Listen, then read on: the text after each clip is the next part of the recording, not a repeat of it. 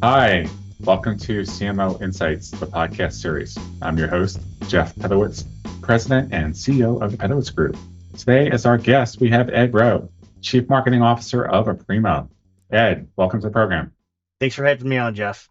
It's great to have you. Been working and known Aprimo for a long time.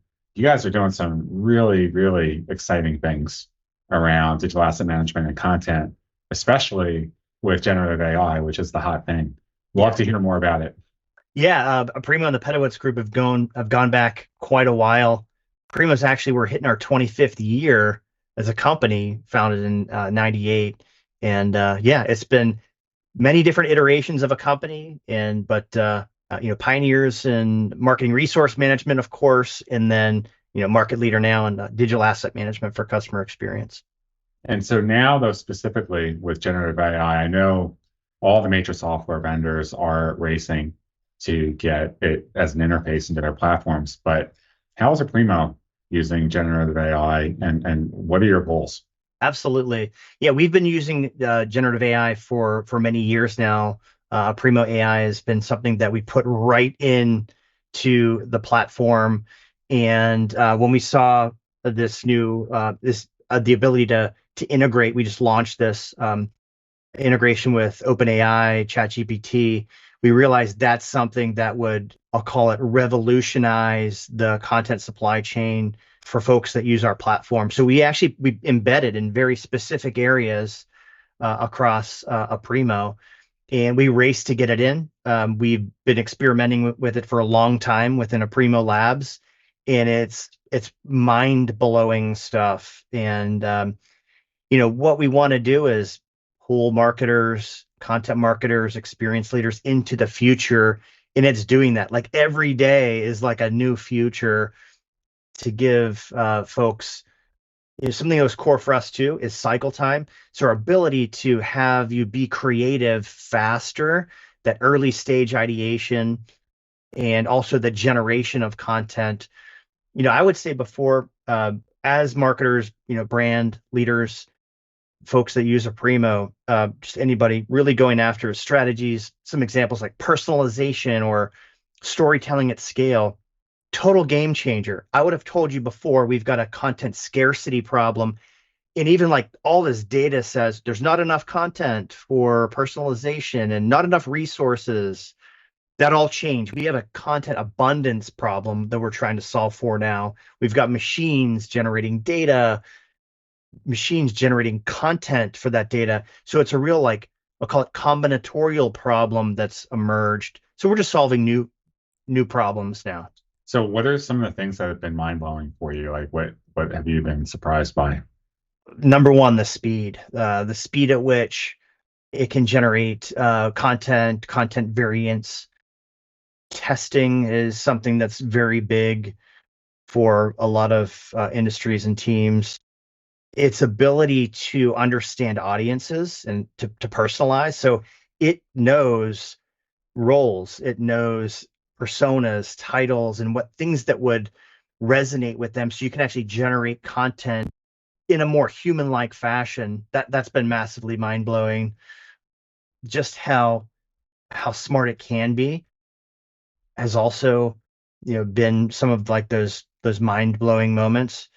And in doing so, we've had to take an approach with how sort of exponential this thing can move, making sure that solving one of the problems which every organization, your organization, mine, our clients, we should be really concerned with the amount of synthetic content that's flowing through our organizations. And so we took the approach of a response under the column of responsible AI, putting in guardrails and controls so that organizations can understand what's been machine generated, what's human generated, what's synthetic, and making sure that we give the human touch before it goes out into market.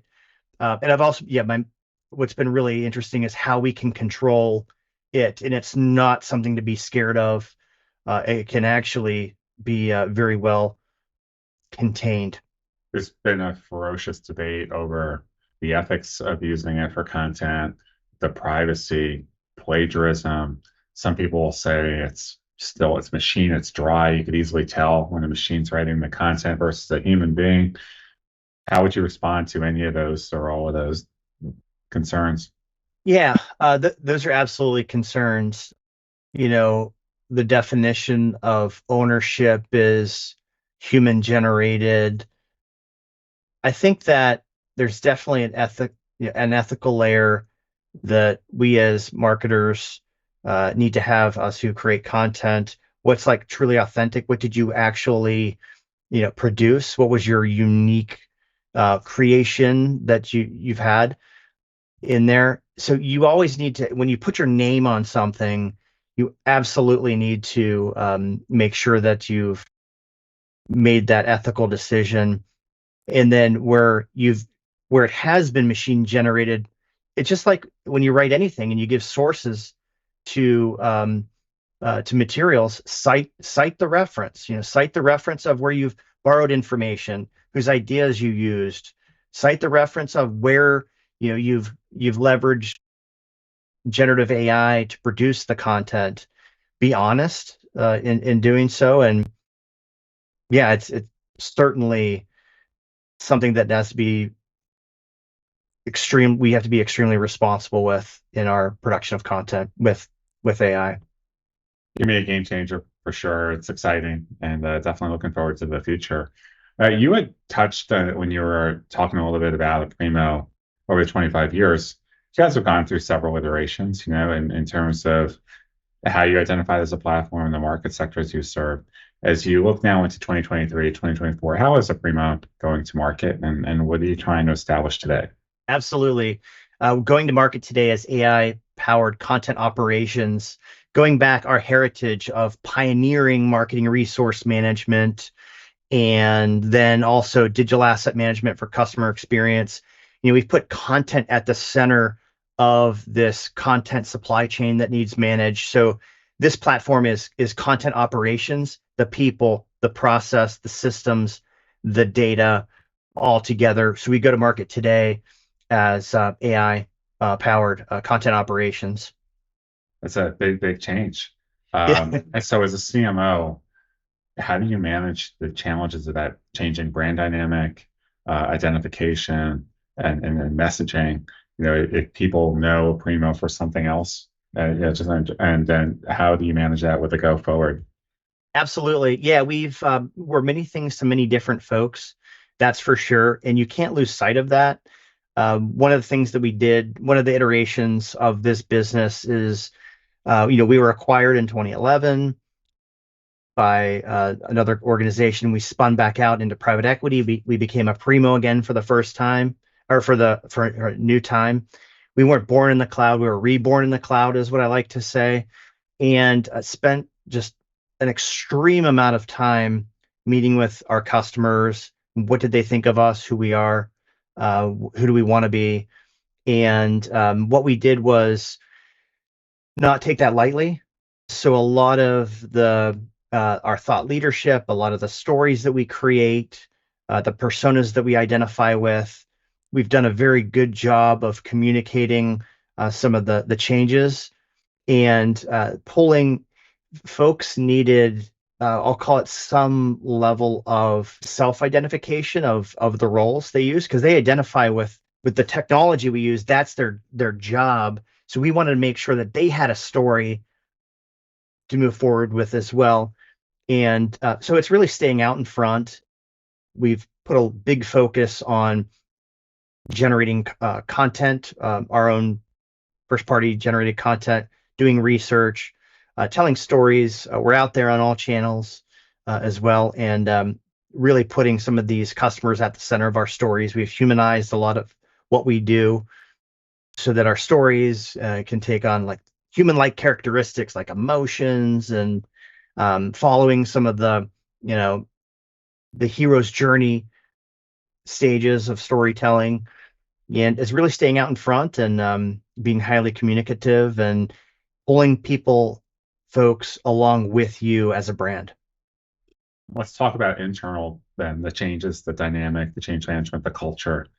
Has your culture changed? How are you managing the culture and the impact? And not just with your new brand identity, but this big move into AI. How is that impacting your team? Absolutely. I think that every organization, every marketer, CMO, the best place to market first is inside. I call it inside out marketing.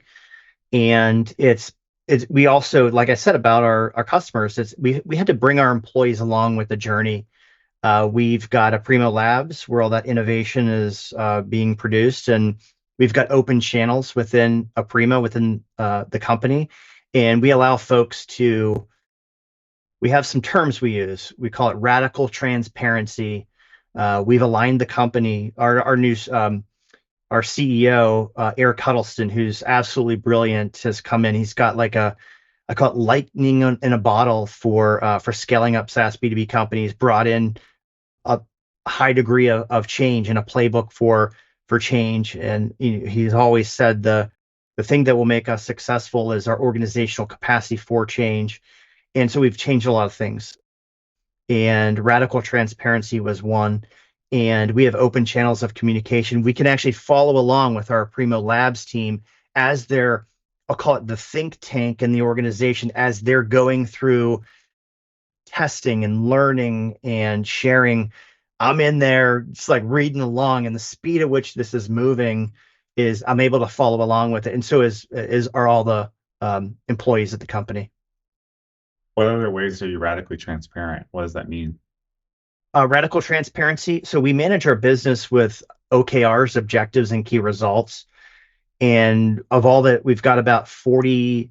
It flexes a little bit between 40 and 50 actual teams and within all the departments. And we use OKRs. So we set at an L1, L2, L3, we go down to an L4 level, objectives and key results. So objectives are some of those like really like sort of big, hairy, audacious goals that we set that inspire. And then within under those, we've got key results of exact outcomes we want to achieve. And we can see that across the whole company. So 40 to 45 teams, there's about 400 to 500 metrics that I can see in every single department of how they're making progress, what their priorities are, how they're moving the needle, how they're adding value to Aprimo. Nobody's a black box, and you can see how everything is connected to everything else in the company, from exec ELT all the way, down to By the way, what do you use to track all that? What system? we use Workboard. Workboard. Okay. Yeah, Workboard is fantastic. It was in Eric's playbook when he came here. So there's a lot of organizational learning and change, but then I could not see how anybody could successfully stay connected with their business without something like Workboard. So definitely an advocate for it. Okay. And so just people keep it open as another window, I guess, and they can log in. Yeah, we're in it every single day. We calibrate on a Monday. We celebrate on a Friday. We Like update that. we update our key results. We set them quarterly, and we manage the business down to, at least in marketing, periodized down to the month. So I'm setting goals on a monthly level. And then every week, it's how do we move the needle? What value did we create? Update those KRs.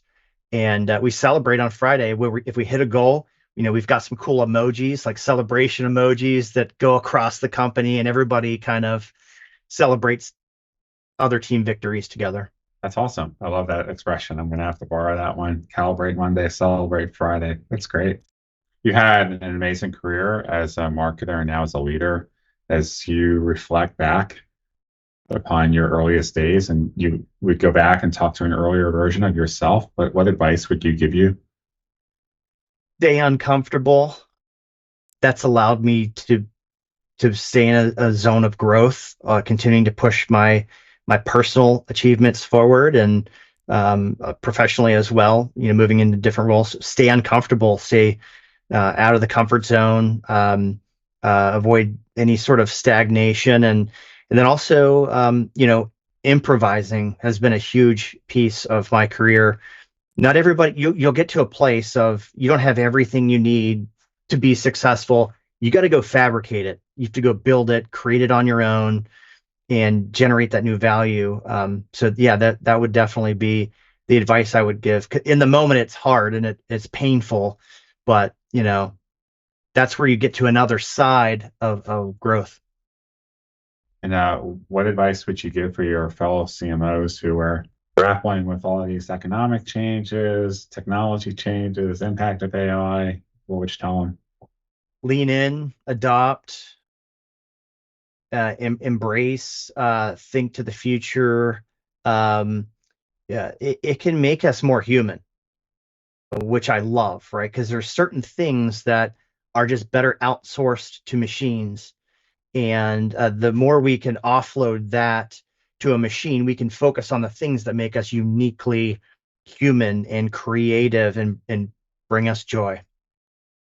What about the people that say AI is going to replace people? That's an interesting one. Then they're not thinking about how to get up on top of the technology, and they're focusing on the wrong problem.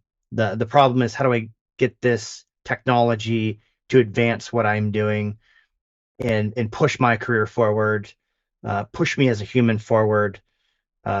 It's just the paradigm is would need to be changed. I don't think it's a healthy way to think about replacing versus augmenting. Who doesn't want a co-pilot? Who doesn't want somebody at their wing supporting them?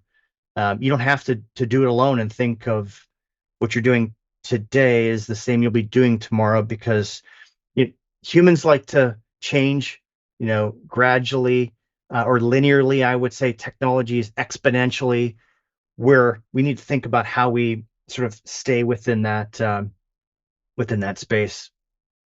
Good guidance. Ed, bro, thanks for being on the program. Exciting things at Aprimo, and we're going to be following you guys closely in the years to come. Thank you for being on the program. Awesome. Thanks, Jeff. You got it.